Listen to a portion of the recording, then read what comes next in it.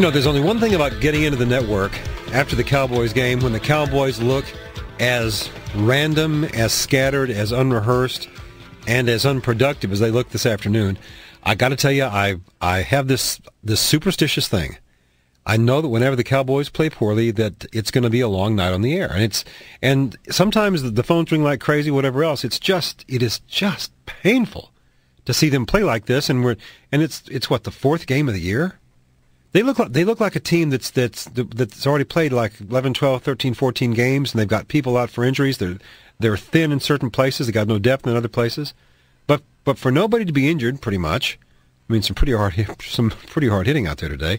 The Cowboys just looked awful, and you can say, well, it's Romo's fault once again, but there are some other things going on here, boys and girls. Well, for DeMarcus Ware, no sacks. And we're in the fourth game of the year? Oh, geez. Anyway, enough of this. Good morning. Welcome. You're listening to Texas Overnight. My pleasure to bring to you once again our weekly get-together with a gentleman who is, so far as we know, the only practicing forensic economist in the world. He can look at the pieces of the body and tell you what happened, and in many cases tell you what is about to happen, which is the essence of the scientist.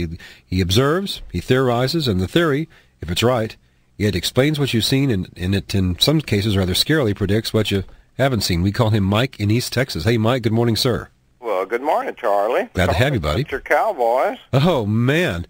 I don't. It's just been from the first couple of games of the year when they get into the red zone and have to settle for a field goal instead of a touchdown, and then lose the game by 2 points when they could have had 2 touchdowns and won the game by 12. Mike, it's unsettling. And I had the superstition that the phones are going to be slow anytime the Cowboys lose. Sometimes it's true, sometimes it's not.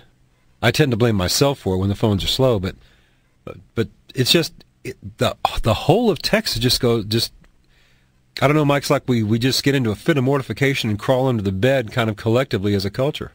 You know, it's kind of interesting, but back in the 70s and the 80s and even in the 90s, when the Cowboys lost on a weekend, especially in East Texas, all of the retail stores, all the restaurants, all the bars got ready for an off week financially. You mean when the Cowboys used to